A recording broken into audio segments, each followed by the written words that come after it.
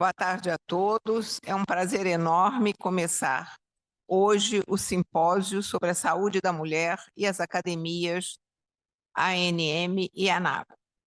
Eu gostaria de convidar para a mesa o acadêmico Jorge Rezende, que já está, infelizmente, o acadêmico Maurício Magalhães está em Portugal, mas eu gostaria de chamar também o professor César Eduardo Fernandes. Por favor, à mesa.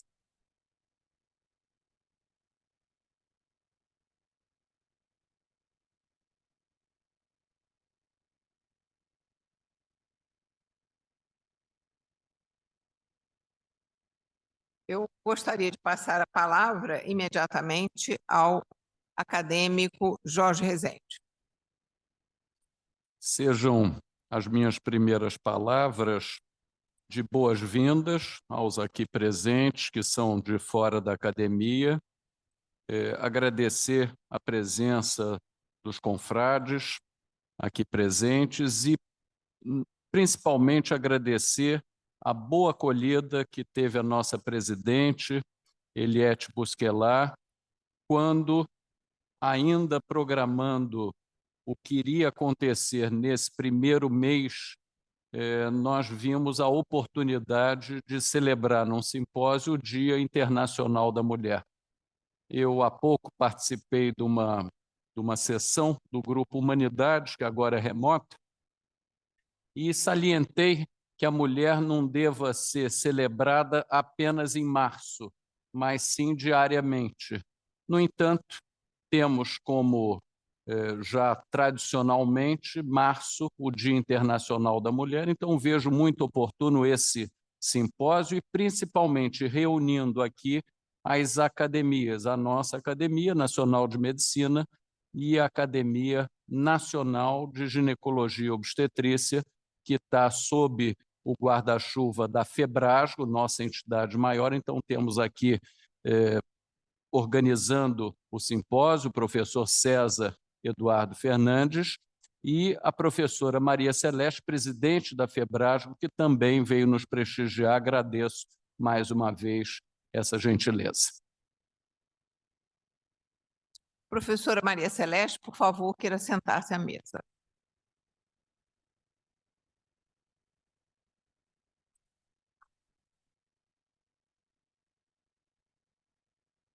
Professor César, palavras, por favor.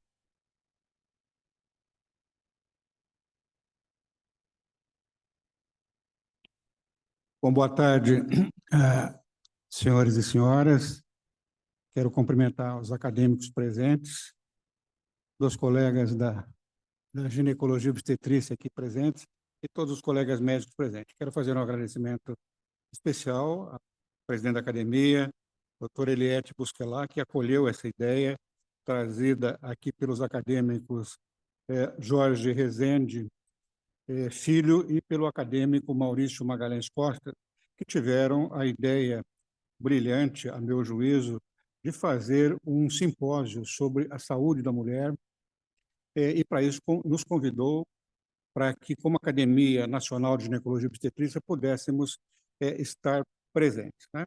Esse programa foi idealizado, quero reconhecer aqui, fundamentalmente pela cabeça brilhante do acadêmico Jorge Rezende Filho, acompanhado pelo acadêmico Maurício Magalhães, e nós, com a nossa presidente da FEBRASGO, Maria Celeste, e com a participação pequena minha, também ajudamos na formatação da programação e dos convidados. Eu espero que, ao final desse simpósio, possamos todos ter uma ideia do momento atual que vive a assistência da mulher, de um modo geral, nas suas diferentes etapas da vida, lembrando a todos que as mulheres, por opção própria, elegeram como seu médico de atenção primária, né? É com esse médico que elas lidam ao longo da sua vida, o ginecologista e obstetra. Pesquisas mostram que 95% das mulheres têm como médico de atenção básica para a sua saúde, além da atenção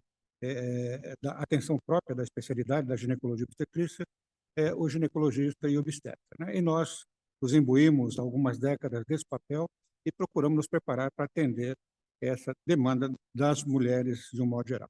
É assim no Brasil, é assim no mundo todo. Por essa razão, as pessoas que estão aqui, acho que vão dar uma ideia muito boa do cenário, né, que hoje se encontra a assistência à mulher, a mulher, de um modo geral. E não haveria lugar melhor para a gente tratar desse assunto nesse mês importante, que é o mês de março, lugar melhor do que a própria Academia Nacional de Medicina.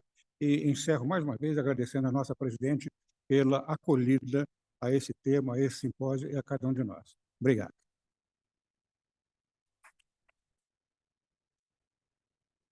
Professora Maria Celeste, a senhora gostaria de dizer algumas palavras? Obrigada. Boa tarde a todos. Eu cumprimento os colegas de mesa, especialmente a doutora Eliette, que, assim como eu, que recentemente assumi a presidência da FEBRASGO, da mesma forma também representa aqui o papel da mulher, alçando aí alguns postos onde nós, alguns anos atrás, não havíamos.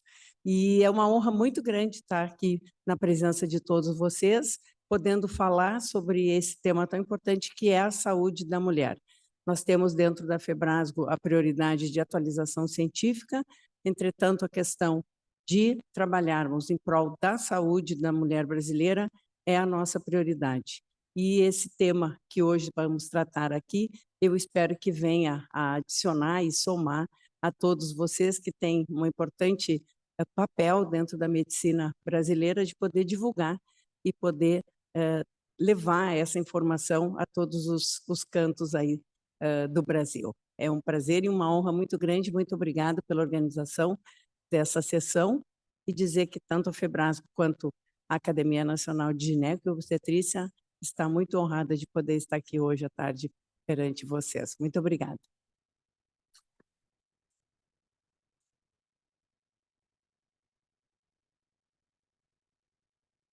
Você poderia aparecer?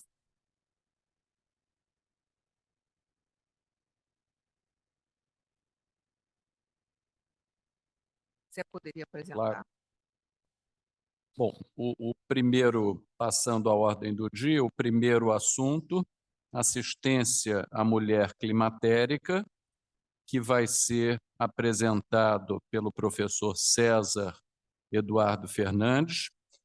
Professor César é professor titular de ginecologia da Faculdade de Medicina do ABC, São Paulo, presidente da Academia Nacional de Ginecologia e Obstetrícia, ANAGO, e presidente da Associação Médica Brasileira, AMB. Por favor, professor, com a palavra.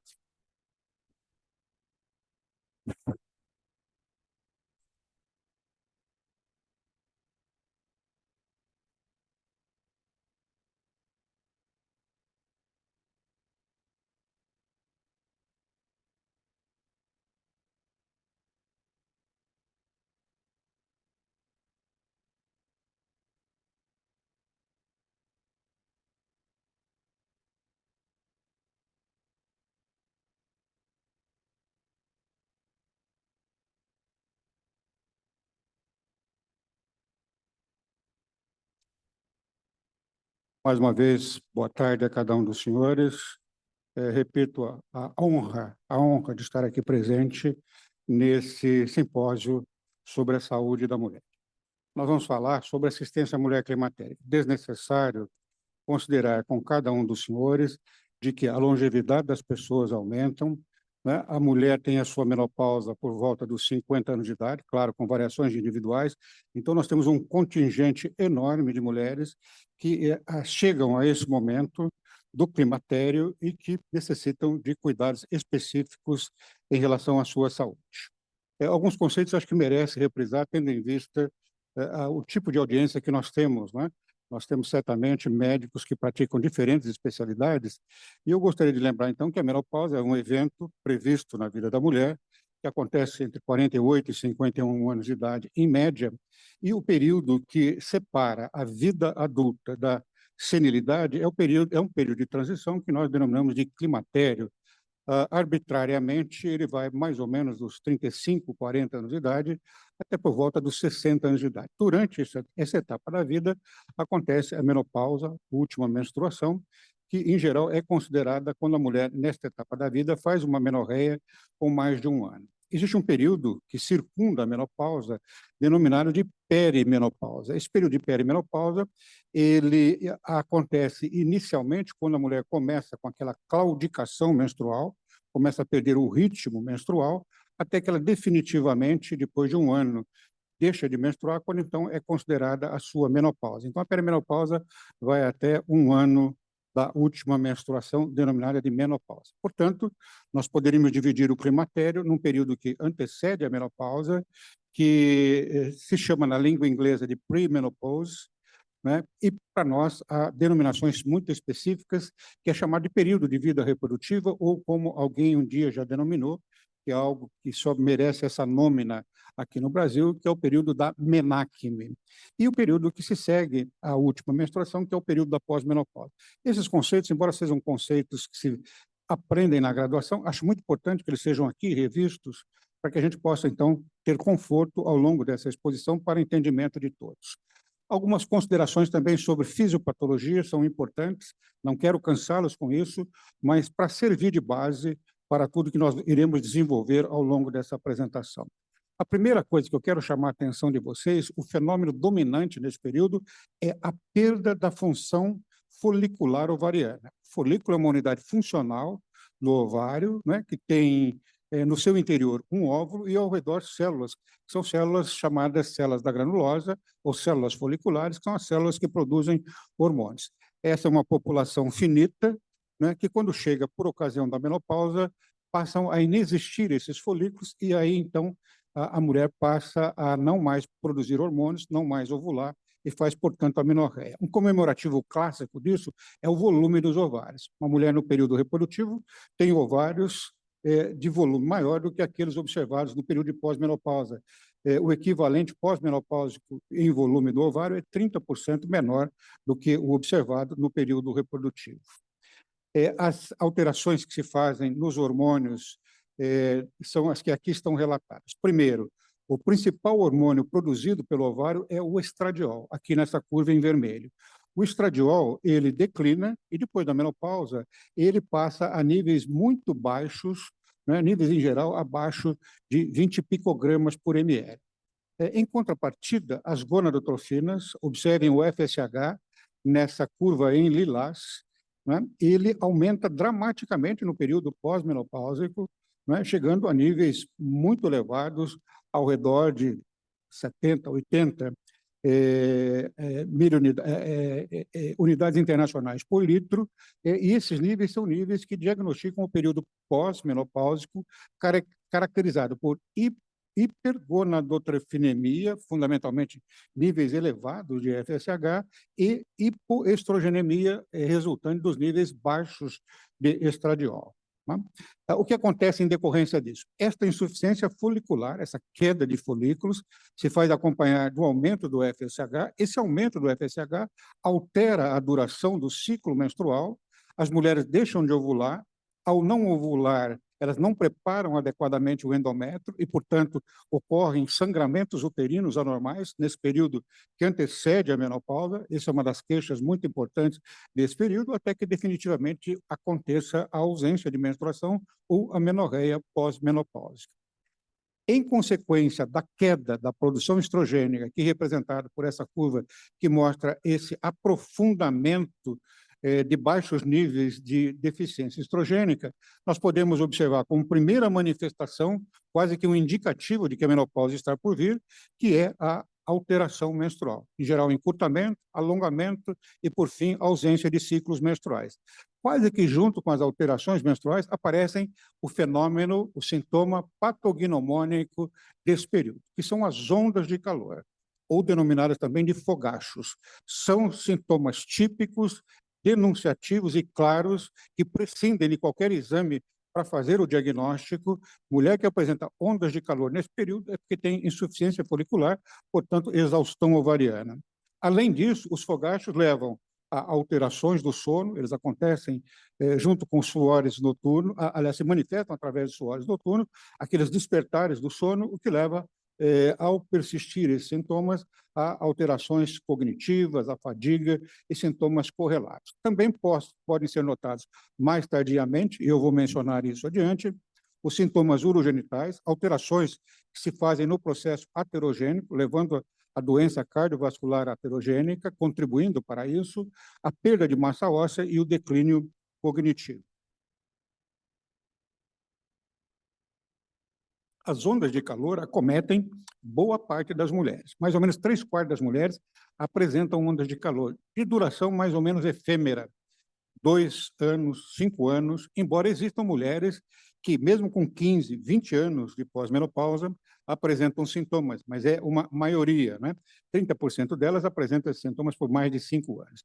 Das que apresentam sintomas, os sintomas podem ser leves, acontecer com pouca frequência, de pouca duração, ou podem ser intensos, né?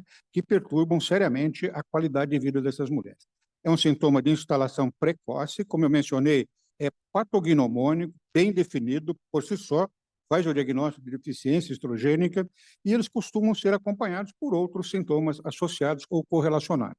Alterações do sono, alterações do humor, fadiga, irritabilidade, né, perda da inserção social, perda da capacidade laborativa e assim por diante. Além disso, há um comprometimento do trofismo urogenital, né? Vale lembrar que o revestimento da vagina é um revestimento mucoso e a saúde da mucosa vaginal depende de níveis estrogênicos, assim como o sistema de suspensão e sustentação do útero, e quando há um prejuízo dessas estruturas, nós temos as manifestações clínicas urogenitais, fundamentalmente representadas pelas distopias, as infecções genitais, sobre elas eu vou falar adiante, a vaginite atrófica, que leva, por consequência, à perda de lubrificação e dispareunia, maior incidência de infecção das vias urinárias nesse período, e a incontinência urinária, tanto a incontinência de esforço, essa diretamente relacionada ao hipoestrogenismo, bem como a incontinência urinária de urgência. Outra alteração importante de lembrar aos senhores, né, é a alteração que se faz no metabolismo ósseo. O osso, como todos os colegas aqui sabem, os acadêmicos e os colegas médicos aqui sabem, o osso é uma estrutura em constante remodelação, às expensas de 2 linhagens celulares. Uma linhagem de natureza, uma linhagem sanguínea, que é o osteoclasto, que é uma célula que aporta a superfície óssea e que faz a lacuna de reabsorção.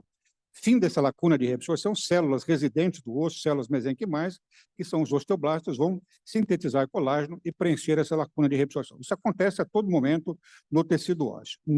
A deficiência estrogênica, ela muda completamente essa homeostase óssea, que é mais ou menos a reabsorção óssea e a formação óssea são equilibradas, não se perde massa óssea no período reprodutivo, e no período pós-menopáusico há um aprofundamento da reabsorção óssea. As lacunas de reabsorção se tornam maiores e aumenta também a reabsorção, mas não em níveis suficientes para preencher completamente a lacuna de reabsorção. De sorte que, ao longo do tempo, vai se perdendo massa óssea, transformando um osso que é densamente rico em densidade óssea, né, em um osso mais poroso, mais frágil, com solução de continuidade das trabéculas ósseas, portanto, levando a um osso frágil suscetível à fratura. Então, de um osso normal, com a deficiência estrogênica, ao longo do tempo, podemos chegar a um osso osteoporótico, e o osso osteoporótico, claro, pode levar às fraturas, chamada fratura de fragilidade do punho. As mais comuns são as fraturas vertebrais e, por fim, as mais raras, porém as mais graves, são as fraturas do quadril.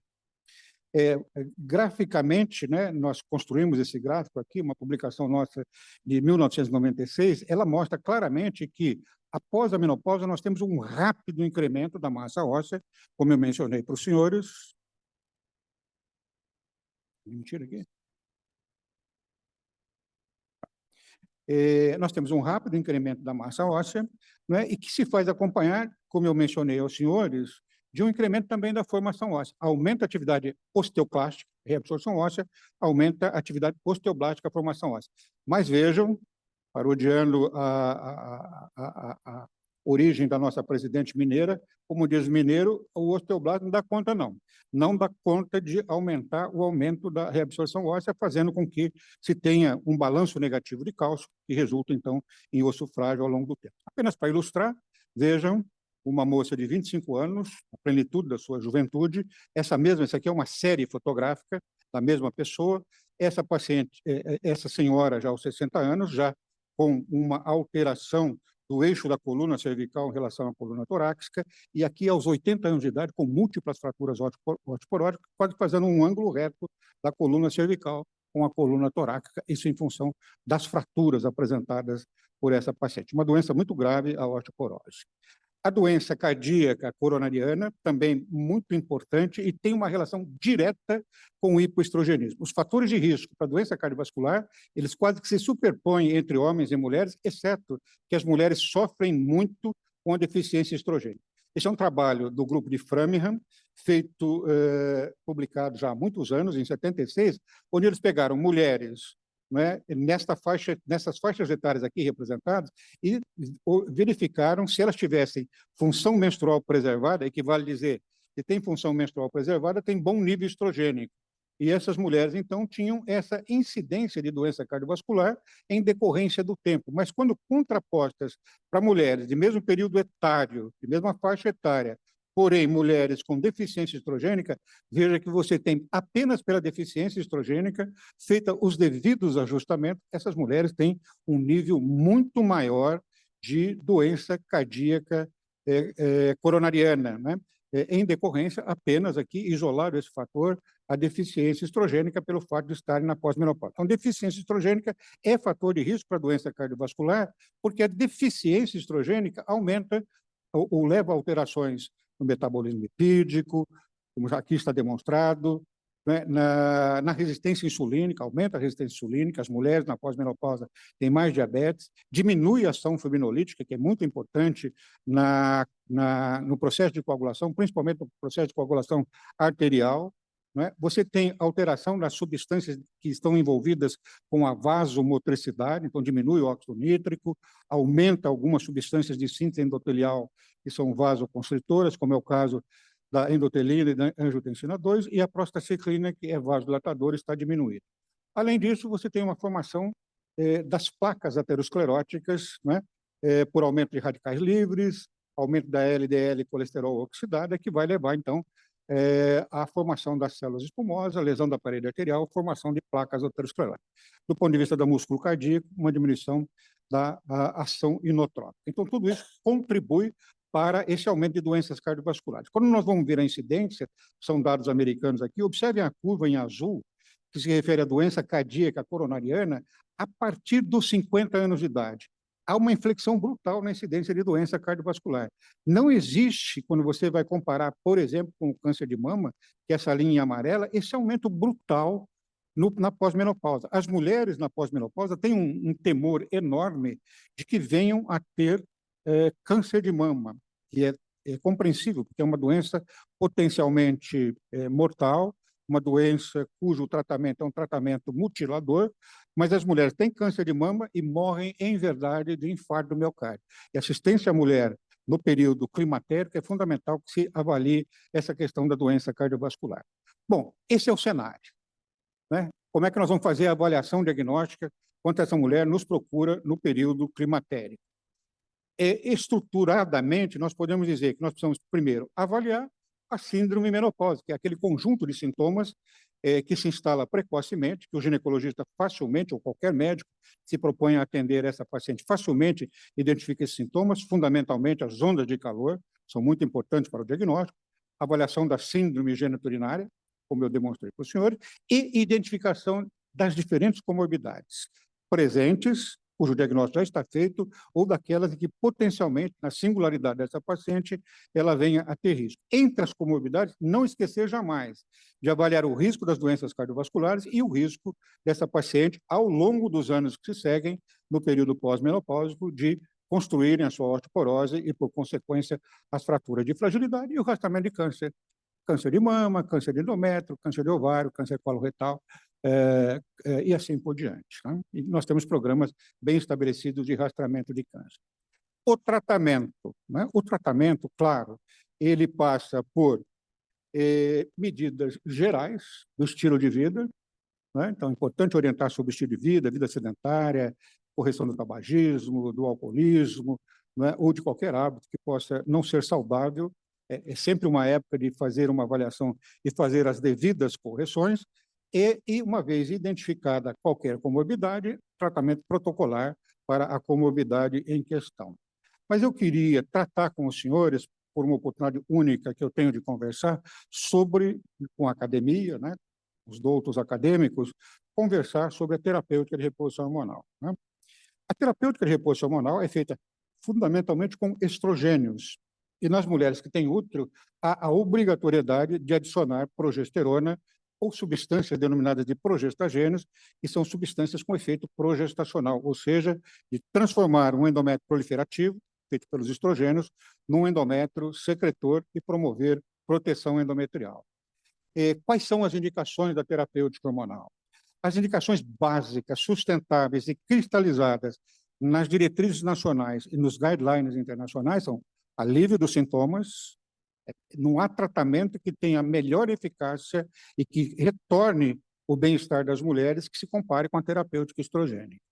Conservação do trofismo urogenital, que é estrogênio dependente, conservação da massa óssea, redução do risco de fraturas de fragilidade, a proteção cardiovascular está aqui interrogada, porque os efeitos sobre doença cardiovascular vão depender do momento em que se faz a terapêutica hormonal, e eu vou falar sobre isso adiante.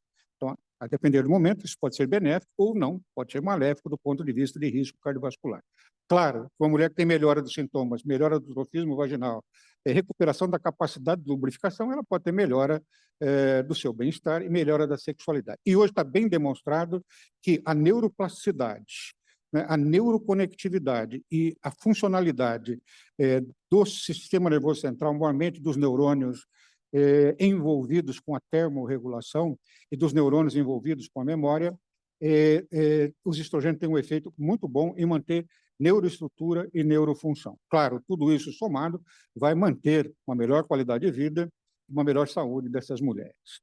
Eu queria lembrar, para justificar, de que existem regiões cerebrais, como córtex pré-frontal, hipotálamo, sistema límbico, que têm receptores de estrogênico, né, e que estão relacionados tanto ao humor quanto ao controle termorregulatório, né? Então, os estrogênios têm receptores nessas áreas que podem atuar tanto em vias serotoninérgicas quanto em vias noradrenérgicas, e a flutuação dos estrogênios ou seu declínio pode, portanto, predispor algumas mulheres a ter desregulação dessas regiões cerebrais comprometidas. Para ilustrar, aqui é um neurônio pré-sináptico, um neurônio pós-sináptico, mostrando que os estrogênios podem ter a ver com a liberação, aqui essas bolinhas em vermelho são de neurotransmissores, com a degradação, né, porque os estrogênios diminuem a monoamino-oxidase, diminui a catecol-metiltransferase, que degradam neurotransmissores, e tem a ver também com a recaptação. Portanto, os estrogênios agem no neurônio pré-sináptico e no pós-sináptico, né, nessas vias noradrenérgicas e serotoninérgicas, aumentando a síntese desses neurotransmissores, sua liberação, reduzindo a degradação e aumentando a atividade do próprio receptor pós-sináptico. Por esta razão é que a terapêutica estrogênica isolada, aqui representada por doses distintas de estrogênio conjugado nessas diferentes cores, elas reduzem o sintoma em comparação a placebo, muito mais nas doses convencionais, essas doses são doses que restauram níveis plasmáticos de estrogênio, e muito menos em doses infrafisiológicas, tanto com estrogênio isolado, quanto com associação, no caso aqui, de estrogênios e progestagênios. Em quaisquer dessas circunstâncias, nós temos redução média diária dos fogachos. Do ponto de vista do trofismo urogenital, as mulheres no período reprodutivo, mulheres abaixo de 40 anos, têm uma acidez vaginal, conhecida, claro, dos ginecologistas que praticam essa especialidade, cujo pH normalmente está entre 3,75 e 4,5. No período pós-menopáusico, há um aumento desse pH, uma tendência a alcalinizar o pH em relação à acidez típica do pH vaginal. Tanto faz ser mulheres sexualmente ativas quanto inativas, elas têm aumento do nível do pH. Claro, alterando o pH, alterando, portanto, a microbiota que está habituada a esse pH ácido.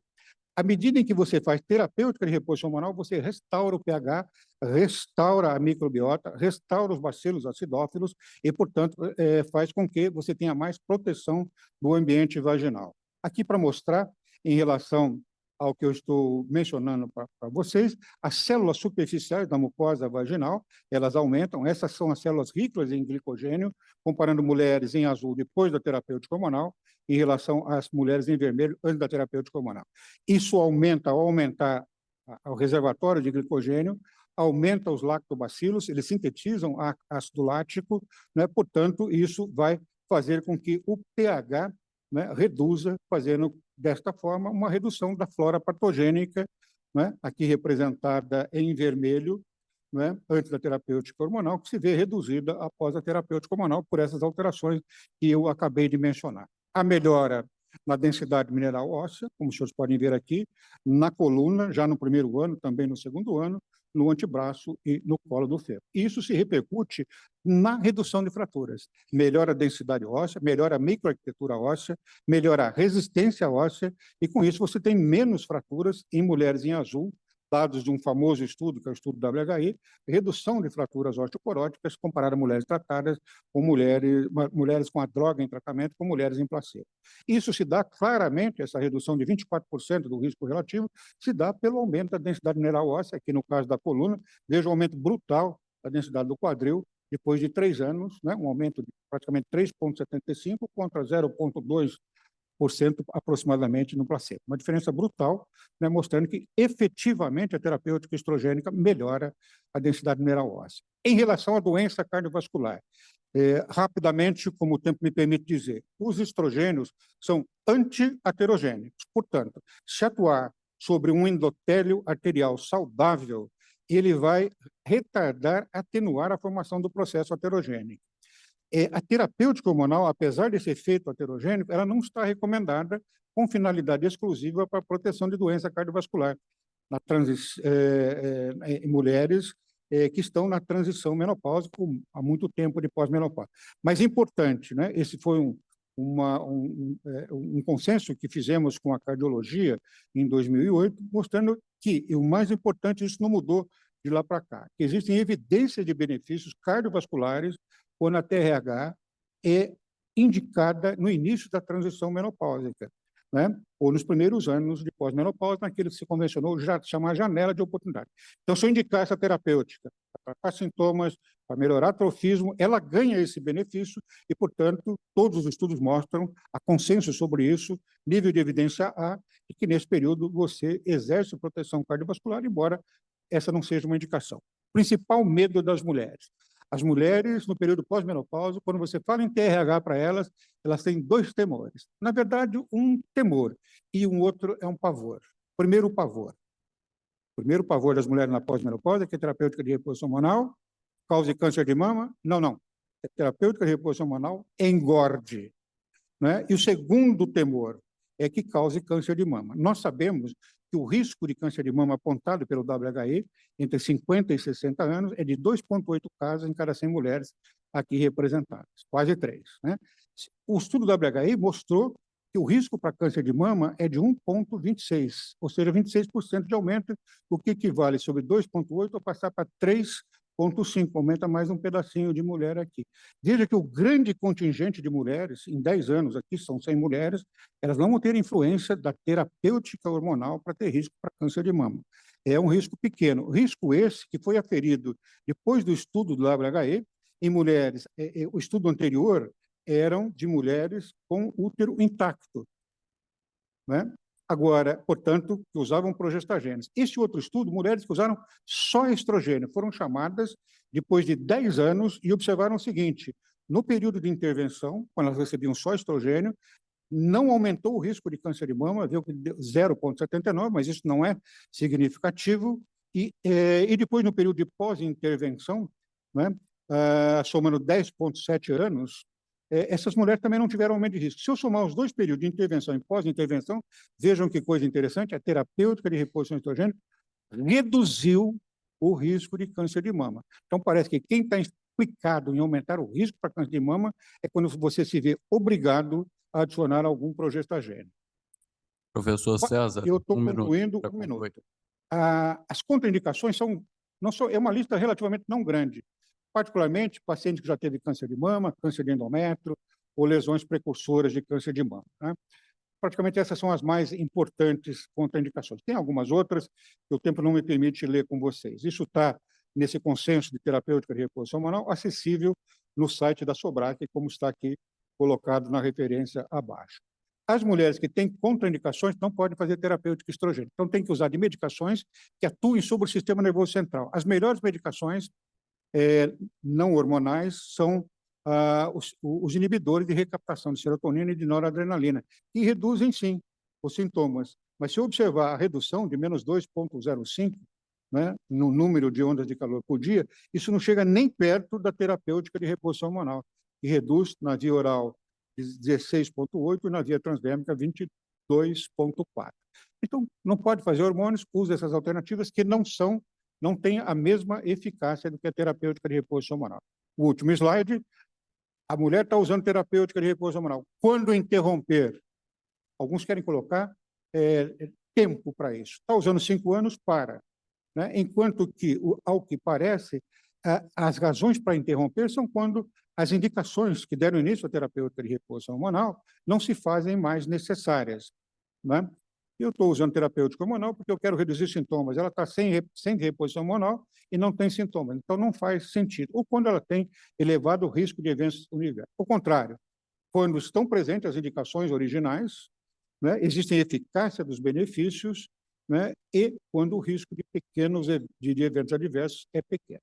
Então, de forma, me perdoe, um pouco acelerada, foi isso que eu queria compartilhar com os senhores, não especialistas em ginecologia e obstetrícia, portanto, não versados nessa matéria, para compartilhar. Espero que tenha sido claro o suficiente, que tenha me feito entender.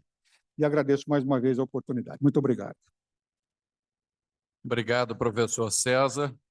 Convido a professora Cecília Rotelli, que vai nos falar sobre o papel das vacinas na promoção à saúde na mulher. Professora Cecília é mestre e doutora em medicina pela Unicamp, pesquisadora da Faculdade de Medicina do ABC, membro da Comissão Nacional Especializada de Vacinas da FEBRASGO e consultora da CETAI, do Ministério da Saúde do Brasil.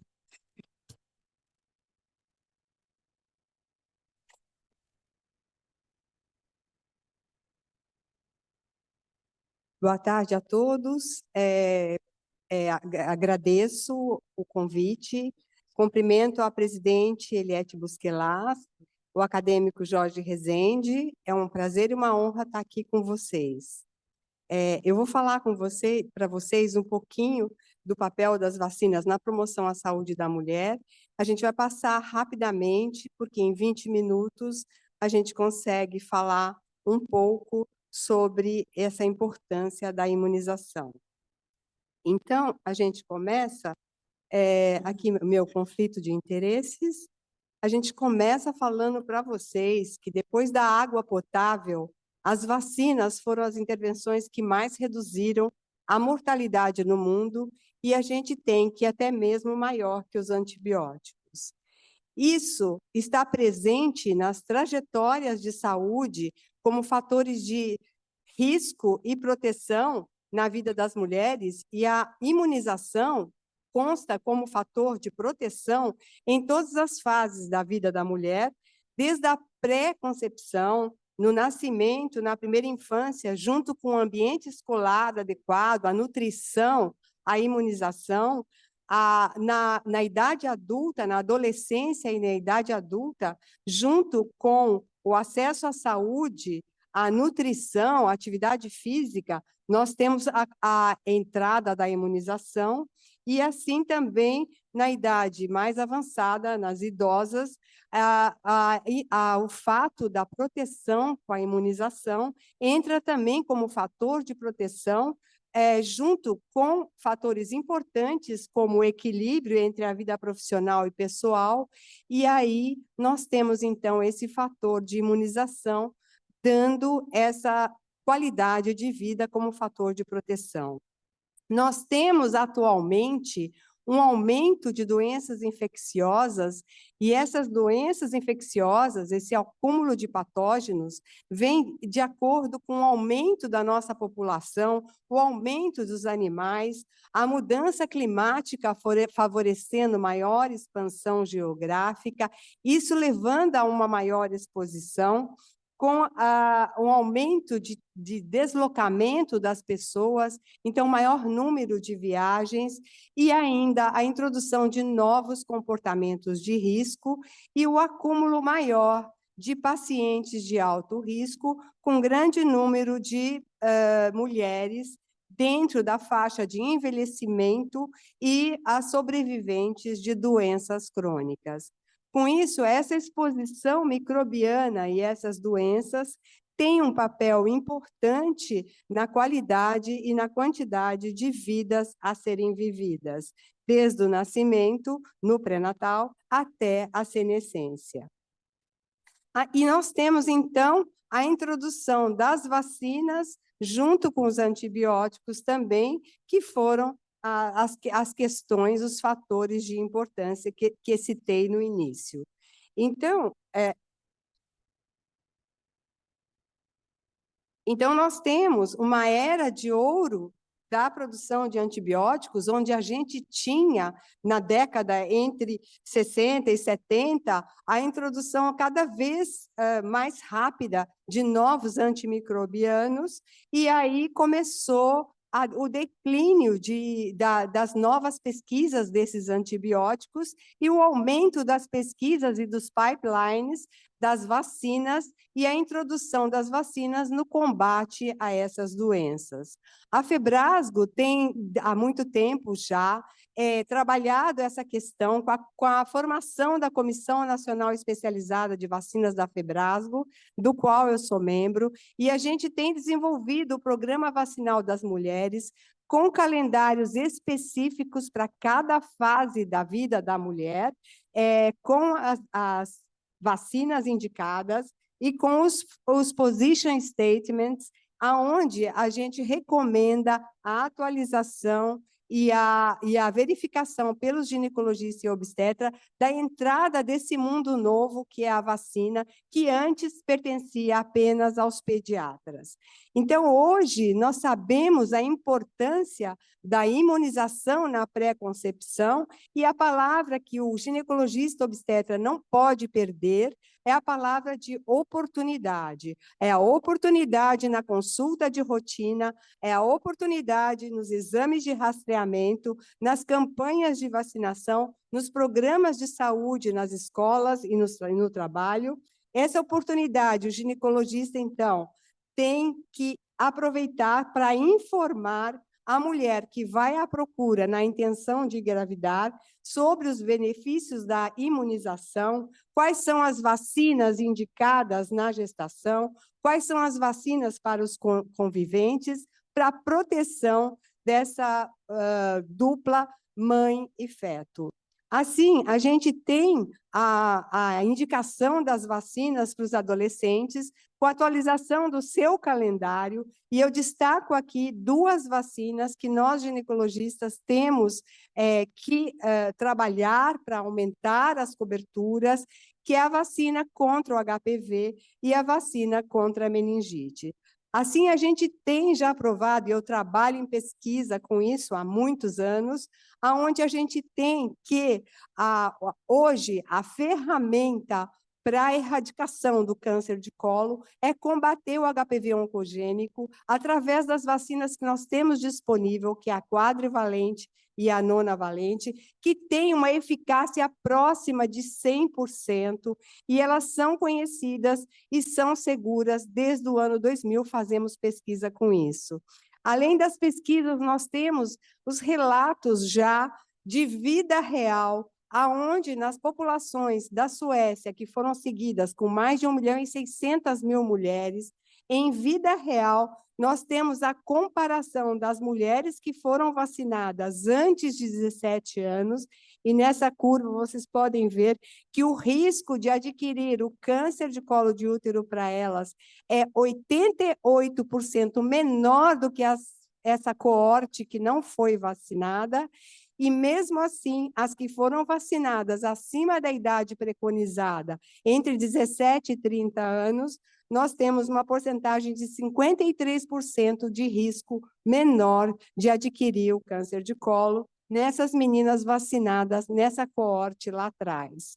Assim, a Organização Mundial de Saúde, em 2019, ela lançou um plano ambicioso em que a gente chama de 90, 70, 90, em que até 2030, 90% das meninas até 15 anos estejam vacinadas contra o HPV, e com isso é capaz, numa projeção matemática, de diminuir até em 89% a incidência de colo do útero, evitando 60 milhões de casos de câncer de colo invasor no próximo século.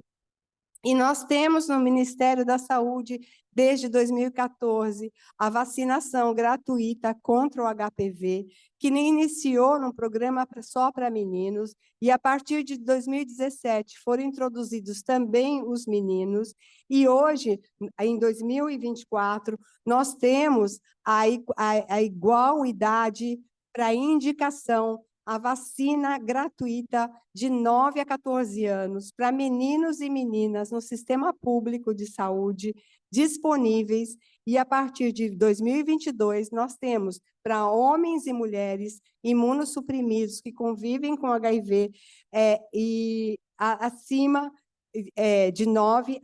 de 15 a 45 anos, também disponível no centro de saúde. Em 2023, o CETAI introduziu, então, também as pessoas vítimas de violência sexual de 9 a 45 anos. Essas também estão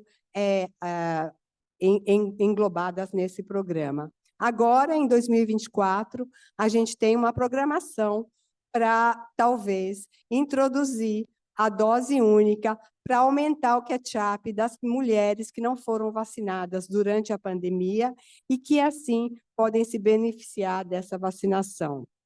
Então, vejam, senhores, a vacina está disponível, está no posto de saúde, e, no entanto, as nossas coberturas não são adequadas. A meta de cobertura é 90%, que foi conseguida na primeira fase da pesquisa, da introdução da vacina, quando foi introduzida em ambiente escolar. Quando ela saiu do ambiente escolar, essa taxa de cobertura caiu, a ponto de que hoje, em doses acumuladas para meninas, a gente não chega a 80%, e para meninos, a gente não chega a 30%. Isso é muito ruim, e é isso a gente está nas nossas mãos, mudar isso aí. Mudando de assunto, passando rapidamente ainda na adolescência, só lembrar para vocês a importância da doença meningocócica invasiva, que é causada pela Neisseria meningitis, por 5 sorogrupos principais, em que os sintomas iniciais são inespecíficos e eles podem progredir para óbito em 24 horas. Então, uma em cada pessoa, em 10 pessoas com doença meningocócica invasiva vai a óbito, ou em cada 5 vai ter uma sequela permanente. Isso é muito importante verificar. Por quê? Porque nós temos a vacina para a fase de adolescência, que é a fase de maior contaminação, que é a fase das viagens, da transmissão, do beijo, das aglomerações, e nós temos a meningite meningocócica ACWY, e nós temos a meningocócica recombinante B, que são as vacinas que cobrem esses 5 principais sorogrupos. Ainda falando um pouquinho, nós vamos falar das gestantes. As gestantes são conhecidas como suscetíveis a doenças de infecção respiratória, síndrome respiratória aguda grave. Todos vimos a comoção que foi a pandemia nas nossas grávidas, e nós temos hoje a vacinação na gestação para a proteção da mãe e do feto, a proteção passiva que a mãe passa quando se vacina ao recém-nascido ou após o nascimento, nos primeiros meses, quando ele ainda não tem a sua imunidade estabelecida, e a proteção também que passa através da amamentação. E essa importância a gente vê, então, nessa transferência do IgG do anticorpo materno, quando a gente compara as crianças cujas mães foram vacinadas, por exemplo, pela gripe, com as mães que não foram vacinadas pela gripe, a quantidade de doenças no recém-nascido até os 3 meses, quando ele ainda não tem o sistema imunológico desenvolvido e não tem a vacinação infantil que começa. E assim nós temos também os nossos calendários de vacinação da Sociedade Brasileira de Imunização, o calendário nacional do Ministério da Saúde, nós temos os nossos calendários da Febrasgo, os nossos position statements recomendando as vacinas, e hoje nós temos a vacina recomendada para gestantes, tanto no PNI quanto na Febrasgo, é a dupla difteria, tétano e coqueluche, a dupla e a pertussis, a hepatite B, a influenza e agora introduzida a Covid-19. E falando das vacinas na gestação, a importância do obstetra lembrar de cobrar da paciente a vacinação contra a coqueluche, que toda a gestação deve ser recomendada a nova vacinação, e ela vai reduzir os casos de hospitalização, as complicações e os casos fatais de coqueluche nos recém-nascidos, que até 3 meses não têm a capacidade e não têm como receber essa imunização. E, de novo, nós temos dificuldades nas nossas coberturas vacinais. A coqueluche que está disponível nas nossas UBSs, nos nossos postos de saúde, ela não atingiu, em 2023, 40% das gestantes. E aí, a gente começa a colocar a grávida, então, na população especial, na população de risco, aonde, junto com os outros portadores de câncer, transplantados, pessoas vivendo com HIV, com doenças autoimunes, a gestante é uma população especial de risco, e o obstetra, o ginecologista, tem a obrigação de tomar esse cuidado de vacinação e recomendação. E aí, no MENACME, eu só vou destacar a vacina da dengue. Nós estamos vivendo a epidemia da dengue, né? Então, nós estamos vendo isso aí, e hoje nós temos uma vacina aprovada pela Anvisa, que é de vírus vivo atenuado, que tem um esquema de 2 doses, com intervalo de 3 meses, e a administração é via subcutânea.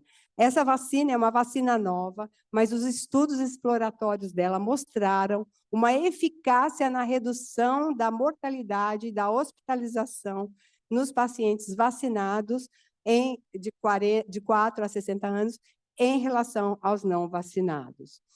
E, por último, não menos importante, nós temos também que falar das vacinas da mulher idosa, aonde a gente tem a imunossenescência e o aumento de uma estimativa da população global com idade acima de 60 anos, de maneira que, em 2100, teremos uma grande porcentagem de população idosa, com esse aumento médio de 4,4 anos na expectativa de vida, também pela vacinação, e o número de indivíduos com idade maior que 60 anos será maior que o número de indivíduos com idade entre 10 e 24 anos em 2050.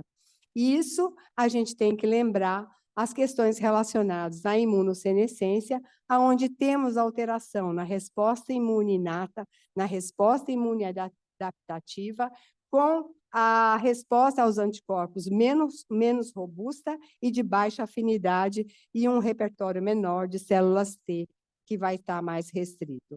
Assim, a gente viu, após a pandemia, nos nossos consultórios, e acho que os senhores também, um aumento do número de zoster, de herpes zoster, relacionado à pandemia de Covid-19.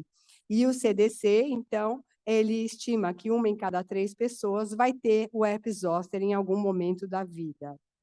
Esse trabalho foi feito aqui no Brasil e viu uma incidência de 40,9 casos por cada 1.000 habitantes após a Covid.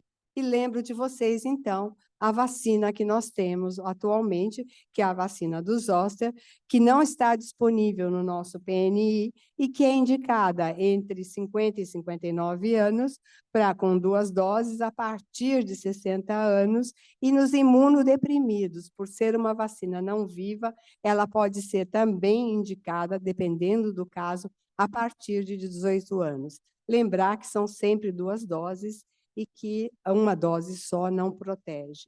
E vou entrar com vocês agora com o nosso Febrasgo Position, que é sobre uma doença que vocês vão começar a escutar, que é o vírus sincicial respiratório. Nós temos a professora Margarete aqui, que tem conhecimento, mas a gente hoje sabe do impacto dessa doença e que a gente vai ter que lembrar das estratégias preventivas nos extremos da vida, não só nas crianças, que têm a famosa bronquiolite, mas também nos idosos, que morrem de pneumonia pelo vírus sincicial respiratório.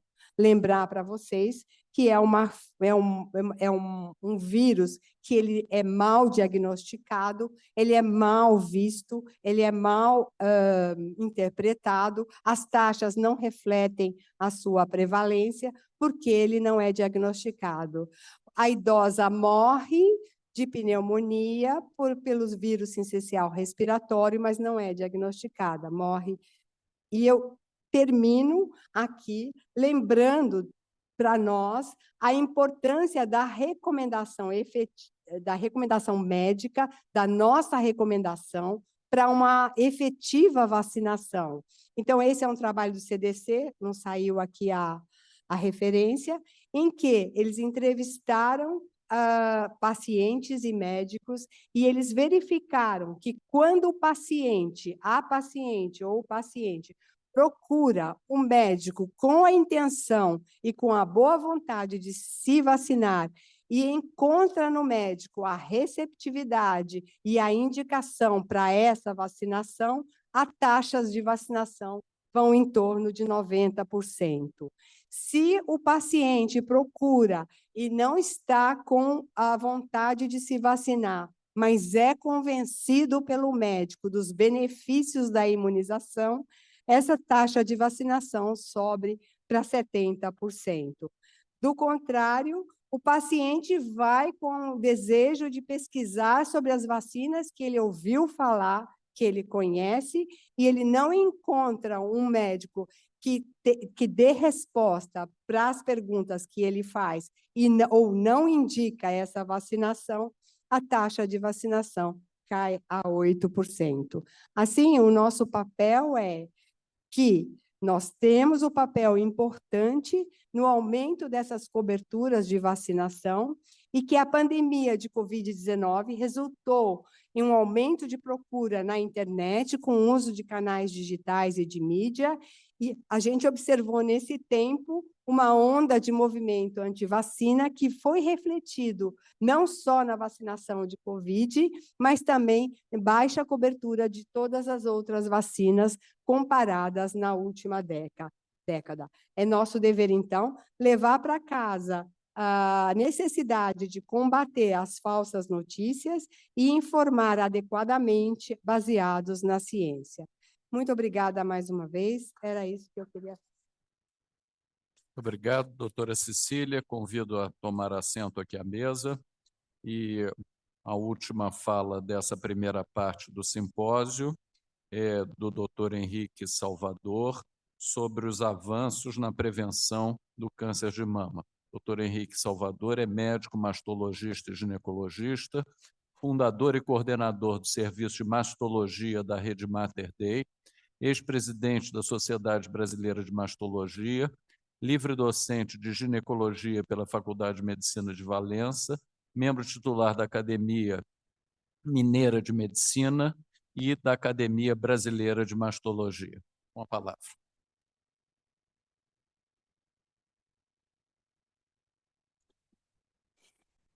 Inicialmente, eu gostaria de cumprimentar a presidente da Academia Nacional de Medicina, professora Eliette Busquelat, Agradecer o convite que me foi feito também pelo acadêmico Jorge Rezende Filho, Maurício Magalhães Costa e também pelo professor César Eduardo Fernandes. Cumprimentar também a professora Celeste e cumprimentar as acadêmicas e acadêmicos aqui presentes, dizer que é uma honra e um prazer muito grande estar aqui abordando questões relacionadas à prevenção do câncer de mama, no meu modo de entender, principalmente numa visão mais holística, numa visão mais global, um pouco na linha daquilo que o professor César Fernandes acabou de apresentar, uma vez que, obviamente, que o contexto da prevenção do câncer de mama precisa de estar inserido numa visão mais global daquilo que é a possibilidade, né, da mulher, nos dias de hoje, ter uma vida plena, uma vida que realmente onde ela possa realmente exercer todas as suas funções da melhor maneira possível, principalmente com qualidade de vida e felicidade. Nos próximos 20 minutos, eu vou procurar trazer um pouco, né, daquilo que são fatores de risco para o câncer de mama, principalmente aqueles que podem ser preveníveis, os fatores de risco que não podem ser controlados e não podem ser prevenidos, né? As estratégias que existem num e no outro caso, e propor um segmento à conduta das pacientes dentro desse contexto. O câncer de mama é, globalmente, né, a neoplasia mais diagnosticada em mulheres e a segunda causa mais comum de morte pelas mulheres também. No Brasil, a gente estima que em 2023 foram 74 mil novos casos de câncer de mama. E, infelizmente, no nosso Brasil, a gente segue com uma mortalidade ainda maior do que outros países, principalmente da América do Norte e Europa, quando a gente leva em consideração que o número grande de câncer de mama no nosso país ainda é diagnosticado em fases mais avançadas. No nosso país, apenas câncer de pele não melanoma é mais frequente do que o câncer de mama. Existem alguns fatores de risco, como eu mencionava, né, que são fatores de risco sobejamente conhecidos, né, e cujo risco relativo para que a mulher venha a ter a doença, ele difere a depender do aspecto do fator que nós estamos observando, sem dúvida alguma. O principal fator de risco é ser mulher. Para cada 100 cânceres que a gente diagnostica na mulher, a gente diagnostica um câncer no homem, né? Mas o fator idade, por exemplo, ele é muito importante, talvez dos mais relevantes. À medida que a mulher vai ficando mais velha, ela vai tendo mais chance de ter a doença. Mas existem outros fatores muito importantes que vêm sendo estudados, né, e cuja atenção vem sendo chamada com maior importância nas últimas décadas, principalmente as questões ligadas às mutações de alguns genes, sobejamente os genes BRCA1 e BRCA2, né? Também fatores de risco importantes, como, por exemplo, né, na linha daquilo até que já foi dito há pouco a respeito da própria terapia de reposição hormonal. De um lado, a terapia de reposição hormonal, ela protege a massa óssea, sem dúvida alguma, mas, por outro lado, as mulheres que têm uma densidade óssea maior, elas têm um risco maior de câncer de mama, um risco relativo, do que aquele da população em geral. Também a história de doenças hiperplásicas com atipia, doenças proliferativas com atipia, né? Elas também aumentam significativamente, em quase 4 vezes, o risco relativo da mulher vir a ter câncer de mama, e outros fatores protegem, né? São fatores que reduzem o risco para a doença, e nós vamos tratar um pouco sobre alguns deles nos próximos minutos. Dentro dessa visão mais holística e mais global, é importante a gente lembrar que nós não estamos aqui tratando apenas as questões ligadas à prevenção do câncer de mama. É importante salientar manejos, é importante salientar iniciativas que podem prevenir o câncer em geral, que são essas que estão aí colocadas, né? Reduzir ou acabar com o uso do tabaco, ser fisicamente ativa, né? Manter um peso saudável, dieta rica em fibras e pobre em gorduras, né? Proteção contra doenças sexualmente transmissíveis e evitar também uma exposição excessiva ao sol. São medidas gerais, protetivas e que realmente podem ser importantes no controle do câncer em geral.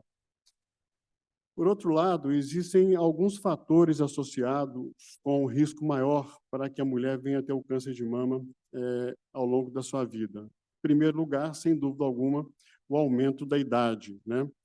É muito fácil a gente perceber, por exemplo, né, que antes dos 49 anos de idade, 1 em 49 mulheres vai ter o câncer de mama, ao passo que, a partir dos 70 anos, 1 em 14.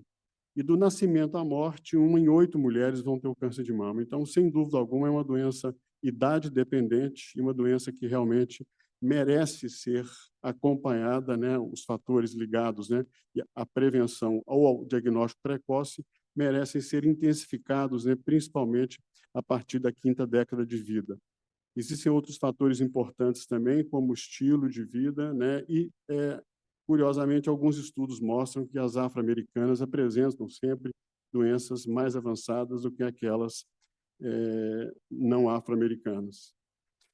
Um outro fator importante e que onde a gente pode atuar sob certo aspecto é a questão do peso e de percentual de gordura na pós-menopausa. E o fator que precisa de ser considerado, na verdade, são 2 fatores. Primeiro, relacionado ao risco de se ter doença, e segundo, está provado também que se a mulher ela ganha peso após um diagnóstico de câncer de mama na pós-menopausa, o prognóstico também da doença ele muda e o prognóstico ele piora.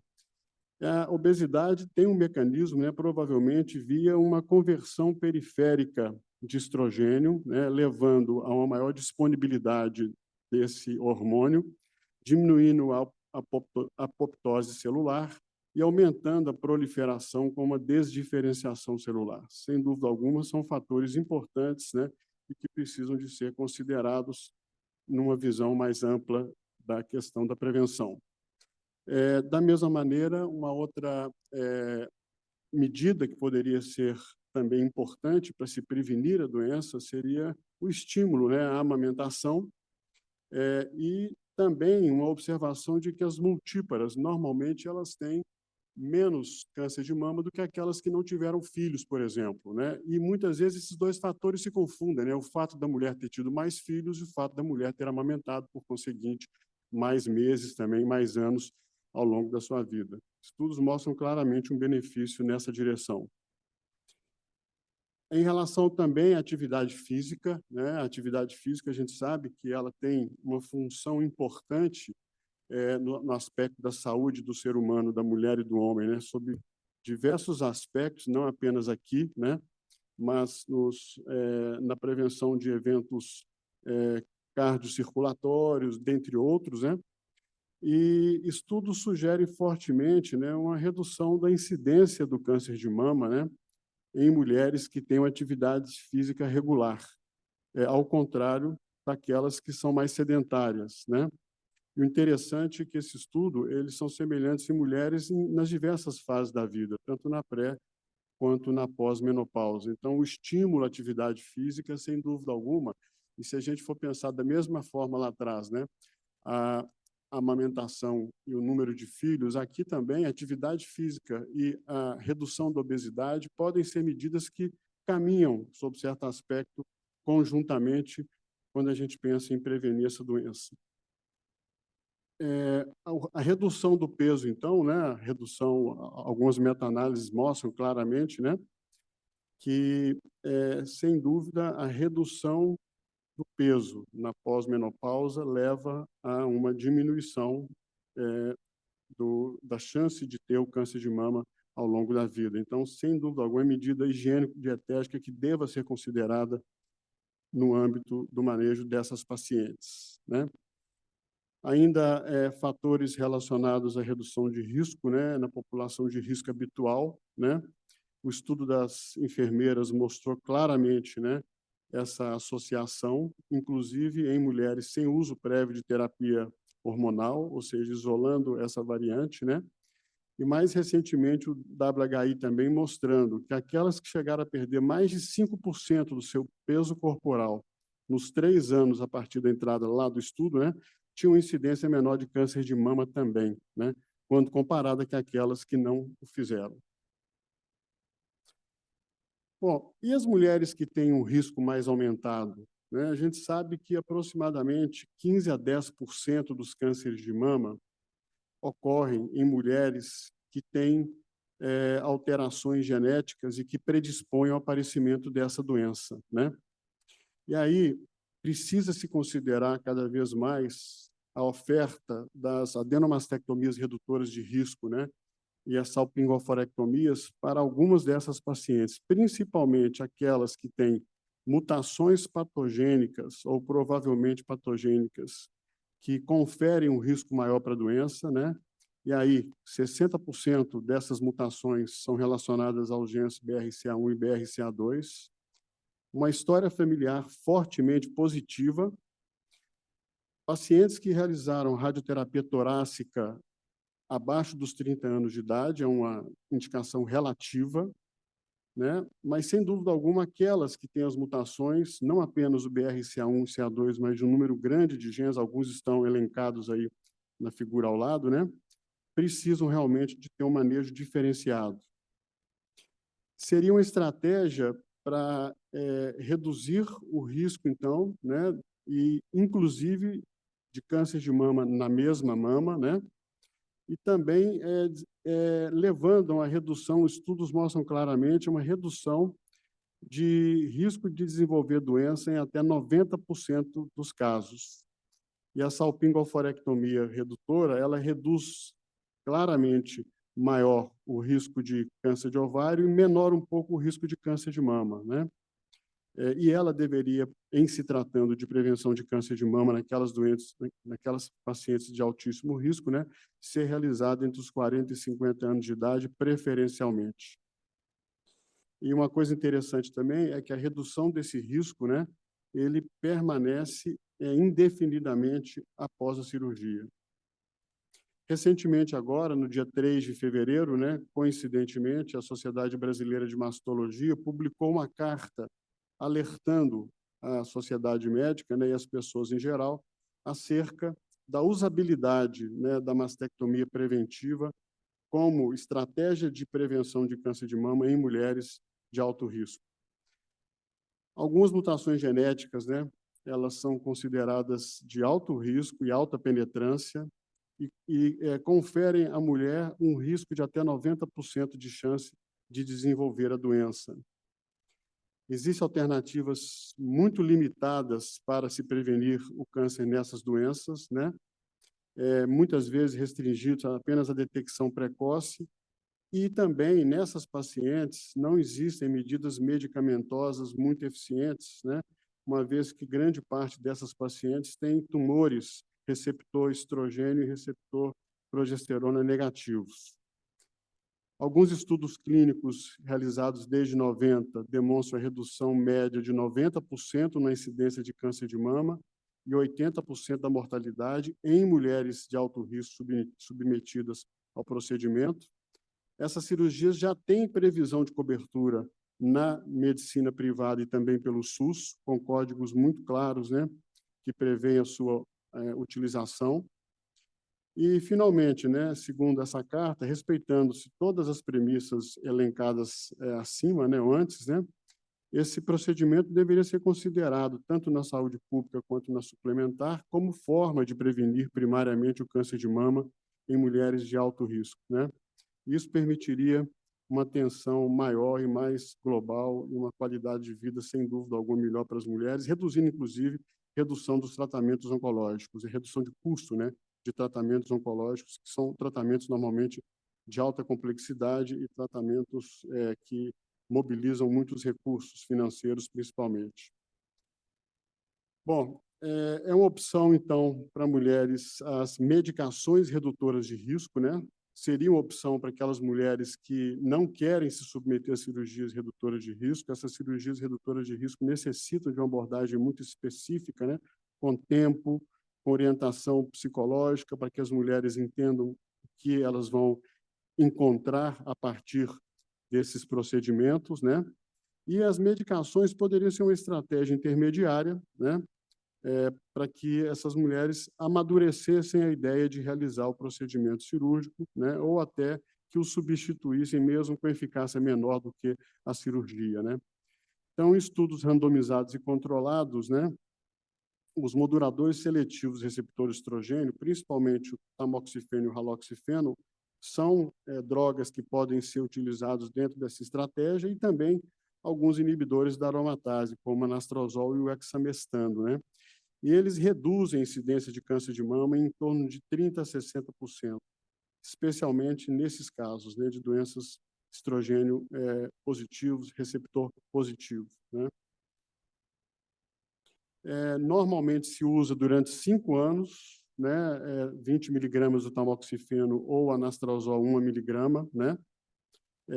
Reduz o risco subsequente por 20 a 10 anos, e muitas vezes, como a intolerância ao tamoxifeno é uma realidade, tem se procurado também instituir protocolos com uma dosagem menor, né, 5 miligramas ao dia ou 10 miligramas em dias alternados por um período menor também, durante 3 anos. E é importante, nesses casos, né, observar principalmente que essas drogas não são inocentes e elas apresentam, muitas vezes, efeitos colaterais importantes, né, como trombose, neoplasia de endométrio, principalmente relacionadas ao uso do tamoxifeno, ou osteoporose, no caso dos inibidores da aromatase. Finalmente, né, já caminhando para o final da nossa fala, né, é importante lembrar também que uma outra arma fundamental e que precisa de ser sempre explorada e oferecida para os pacientes é o diagnóstico precoce, através daquilo que se chama de prevenção secundária, ou seja, a possibilidade de se identificar o câncer de mama o mais precocemente possível e, com isso, diminuir a mortalidade em decorrência da doença. E existe um protocolo muito claro hoje, né, de acompanhamento das mulheres, né, que não têm câncer de mama. Aquelas que têm o risco usual, é importante a realização da mamografia e da tomossíntese sempre que possível, né, principalmente com tecnologia digital, entre os 40 e 74 anos de idade, uma vez ao ano. A ultrassonografia, sem dúvida alguma, é um método muito importante no manejo da mastologia, principalmente em complemento à mamografia, principalmente para estudar áreas específicas da mama, principalmente para abordar de uma forma mais rápida, né? De uma forma mais simples, nódulos através de punções guiadas ou até mesmo através de core biópsias, né? Mas não é método de rastreamento de câncer de mama a esmo, né? A ressonância nuclear magnética também não é recomendada como método isolado na população que tem risco usual. E já na população de alto risco, né, a mamografia e a tomossíntese deve ser realizada sempre, sem dúvida alguma, conforme acima descrito, mas naquelas que têm história familiar positiva ou que têm mutações ou naquelas que têm um risco maior, é importante começar mais cedo, mas não antes dos 30 anos, porque a densidade mamária certamente vai dar um número grande de falsos positivos. E, mais uma vez, a ultrassonografia pode, sim, em mulheres mais jovens, principalmente, ser um complemento à mamografia, mas nunca um método isolado de rastreamento. Já a ressonância nuclear magnética, para essas mulheres mutadas, principalmente BRCA1 e 2 mutadas, elas têm uma importância grande, cada vez maior, e devem ser realizadas uma vez ao ano, né, como uma estratégia de diagnóstico precoce para essas mulheres. Estudos recentes cada vez mais têm demonstrado a validade e a importância da ressonância no acompanhamento dessas mulheres de alto risco. Concluindo, então, né, existem fatores de risco que não são modificáveis para o câncer de mama, como o aumento à medida que a mulher vai ficando mais velha, o fato de ser mulher, raça branca, histórico familiar, certas alterações genéticas que nós mencionamos antes, atipias mamárias e tecido mamário denso, né? Fatores de risco reprodutivo. Os fatores reprodutivos, né, que aumentam o risco de câncer de mama são esses que estão aqui elencados, né? Principalmente a idade avançada da primeira gravidez, a ausência de amamentação e nuliparidade. E existem, por outro lado, fatores de risco que podem ser modificados e cujo papel do ginecologista, principalmente, é o de estimular as mulheres para que possam modificar alguns desses fatores, né? Na pós-menopausa, a obesidade está associada a um risco maior de câncer de mama, que é melhorado pela perda de peso, ou seja, a intervenção causa um impacto positivo na prevenção do câncer de mama. interromper o tabaco e moderar o uso de bebidas alcoólicas, né? E adotar um padrão alimentar com menos gordura, mais fibras e mais grãos. Praticar atividade física regular aqui é interessante, porque os estudos mostram, inclusive, que não é necessário se praticar uma atividade física muito intensa. Seja a prática da atividade física mais leve ou a mais intensa, o impacto é positivo, sem dúvida alguma, como estratégia de prevenção do câncer de mama, né? E rastrear a população de alto risco a partir de plataformas de cálculo de risco, com aconselhamentos genéticos, oferecendo estratégias cirúrgicas que são muito eficazes, mas que têm, sem dúvida alguma, efeitos colaterais importantes, né? E talvez até medicamentosas em casos específicos. E não tem a menor dúvida que a aderência a protocolos de diagnósticos precoces, né? Principalmente porque, sem dúvida, o diagnóstico precoce continua sendo a principal arma, mais simples, mais objetiva, e cujo impacto, sem dúvida alguma, é maior. O mundo já provou isso há muitos anos. Agradecer mais uma vez o convite, a honra de estar aqui, e estou à disposição depois, se houver tempo, a gente discutir alguns desses aspectos com maior profundidade. Muito obrigado, gente. Muito obrigado, doutor Henrique. Convido para tomar assento à mesa e gostaria agora de ouvir os comentários. Em primeiro lugar, da acadêmica Mônica Gadelha e, em seguida, do professor Antônio Braga.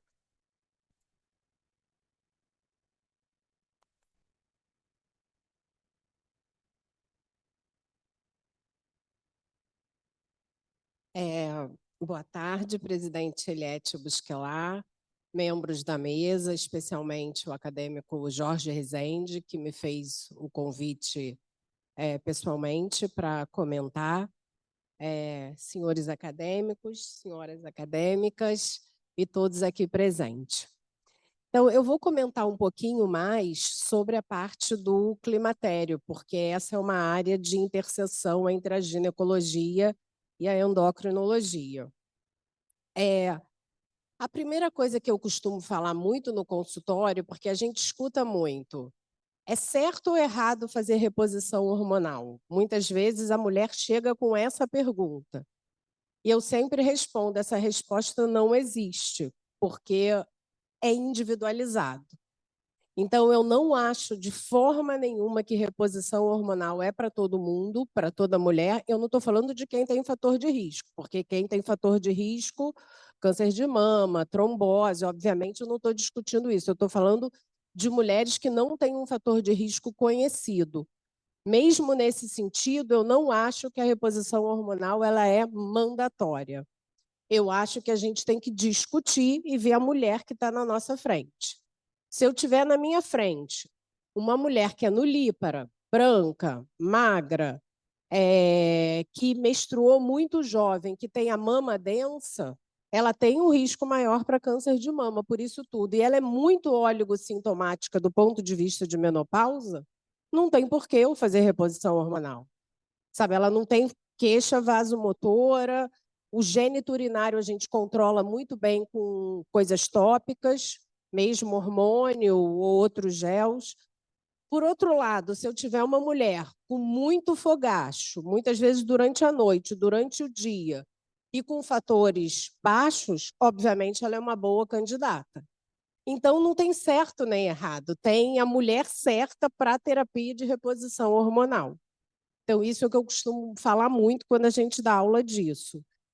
E o guideline americano, ele é muito enfático, né? O guideline da Endocrine Society, ele só libera a reposição hormonal para mulheres que têm sintoma vasomotor. Ele não libera para outras mulheres, ou seja, ele não autoriza, ele não valida, né? E a questão da proteção cardiovascular, outro dia mesmo no consultório chegou uma paciente de 64 anos, que a menopausa foi aos 49, dizendo que viu na internet que melhora o risco cardiovascular. Primeira coisa, ela perdeu a janela de oportunidade, que são de no máximo 10 anos para a gente começar uma terapia de reposição hormonal numa mulher. Então, se eu começar depois de 5 a 10 anos, e principalmente 10, eu aumento o risco cardiovascular dessa mulher. Então, é muito complexo. Eu costumo dizer que eu não consigo, numa consulta só, resolver se eu vou fazer terapia de reposição hormonal. Até porque algumas mulheres atribuem tudo também ao climatério. Tudo. Meu cabelo está caindo, a minha unha está fraca, eu estou deprimida, eu estou triste, eu estou chateada, eu não tenho libido, eu não tenho... Você vai ver, ela sempre teve isso. Só que agora ela tem um aval. Pode ter piorado, mas atribuem muita coisa. Não, outro dia eu atendi uma paciente que falou que o intestino mudou na menopausa. Eu falei, nossa. Então, assim, eu acho que a gente tem que ter muito cuidado, né? Eu costumo dizer que são várias consultas para a gente decidir se a reposição é benéfica ou não. É uma coisa bem complicada. E a segunda coisa que eu queria comentar, que eu acho que a academia deveria até se manifestar, como a Sociedade de Endocrinologia vem tentando se manifestar muito, é o uso errado de vários compostos hormonais, como a gente tem o uso do chip da beleza, que é de gestrinona. Isso é um absurdo. A gente tem colegas médicos prescrevendo isso, fazendo um mal terrível para essas mulheres. Eu não acho que as mulheres sejam totalmente inocentes. Várias sabem do que é a gestrinona, outras não sabem, mas muitas sabem, e isso não é autorizado de forma alguma. Né? A gestrinona ela só é autorizada pela Anvisa para tratamento de endometriose via oral. Não tem nada a ver com chip. Algumas pacientes chegam e falam, é um medicamento aprovado pela Anvisa, vírgula, oral e para endometriose. Então, eu acho que o uso dos chips de beleza, das bombas, como a gente fala, é um problema gravíssimo, talvez maior no Brasil do que em outros países, pelo culto à eterna beleza, não aceitar o envelhecimento e acha que o hormônio vai proteger, quer continuar bebendo, quer fumar, não quer fazer exercício, só quer fazer massagem e tomar chip. Como se massagem só serve para relaxar, né? Não vai tirar gordura, não vai fazer nada. É ótimo para você ficar zen. Então, quer fazer massagem e botar um chip e acha que está tudo resolvido. Só está criando problema. Então, envelhecer bem é ter a cabeça boa, é beber pouco, é não fumar, é fazer atividade física, é se alimentar bem. Isso tudo dá muito trabalho. É muito mais fácil botar um chip e ficar com alguém fazendo assim. Mas isso não vai dar certo. Obrigada. Acadêmica Mônica, concordo em absolutamente cada palavra, e não à toa esse nosso convívio de tantos anos, né? Que orgulho ter sido seu colega de Colégio Santo Inácio, faculdade e agora academia. Para encerrar essa primeira parte, queria ouvir os comentários do professor Antônio Braga, que é professor da UFRJ e da UF, e atualmente exercendo uma função de alto prestígio na Secretaria Estadual de Saúde. Obrigado. Boa tarde, excelentíssima senhora presidente da Academia Nacional de Medicina, professora Eliette Buscalá, aqui em cumprimento todas as senhoras e os senhores da mesa, senhoras e senhores acadêmicos. Queria parabenizar a academia por esse importante simpósio, por ocasião do Dia da Mulher, comemorado em março.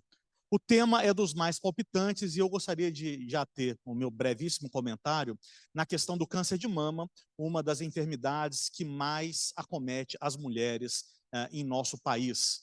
Por certo, a estratégia do diagnóstico precoce com a realização das mamografias tem sido o maior desafio que nós temos em saúde pública para conseguir fazer cirurgias cada vez menos mutiladoras, evitando o em pior prognóstico dessas mulheres. E aí, conquanto haja algum dissenso em relação ao período que esse exame deva ser feito, ficamos, nós da Secretaria de Estado do Rio de Janeiro, com aquilo que preconiza o Ministério da Saúde do Brasil e a Organização Mundial da Saúde, que recomenda que esse exame seja feito a cada 2 anos nas mulheres entre 50 e 69 anos de idade. Nunca o Estado do Rio de Janeiro conseguiu taxas maiores do que 20% de cobertura das mulheres que devem fazer mamografia nessa faixa etária. Então, por certo, quando a gente pensa em expandir para outros períodos de idade, deveríamos ao menos garantir que a população-alvo de 50 a 69 anos estivesse coberta por esse exame. Trazer alguns dados para vocês. No ano de 2019, foi feita uma cobertura de 17% de mamografia nessa população-alvo. No ano pandêmico de 2020, 8% das mulheres do estado do Rio de Janeiro fizeram mamografia nesse grupo etário-alvo. Em 2021, 12%, e em 2022, 17%. Nunca o estado do Rio de Janeiro conseguiu cobertura maior do que 20%. Em 2023, tivemos a oportunidade de assumir a coordenação estadual da saúde das mulheres e inovamos como estratégia, cujos resultados gostaria de apresentar com vocês, mostrando os recentes dados de 2023, onde conseguimos a cobertura de 30% da população-alvo com mamografia. Que estratégia foi essa? Retiramos o conceito de que os mamógrafos devem estar chumbados nos equipamentos de saúde e colocamos-lo sob 4 rodas. Na estrutura dos mamógrafos móveis, nós conseguimos chegar aos rincões sanitários dos nossos estados, naqueles espaços e comunidades onde não há acesso à saúde, e quando o mamógrafo móvel está em Cachoeira de Macacu, quando ele está em Lages, quando ele está na Baía de Ilha Grande, quando ela está na região serrana, por uma semana, bate-se praticamente 100% da meta que nós tínhamos estabelecido para um ano naquele determinado município, de modo que, se a montanha não vai a Maomé deve ir à montanha. Fazer a mesma coisa esperando resultados melhores ou diferentes é uma enganação. É importante que os gestores públicos tenham sensibilidade para estabelecer novas estratégias para conseguir, de fato, prestar um serviço à população, melhorando os drásticos números que nós temos de mortalidade por causa de câncer de mama. Muito obrigado. Muito obrigado, professor Braga. E imagino, presidente, que com essa fala tenhamos encerrado a primeira parte.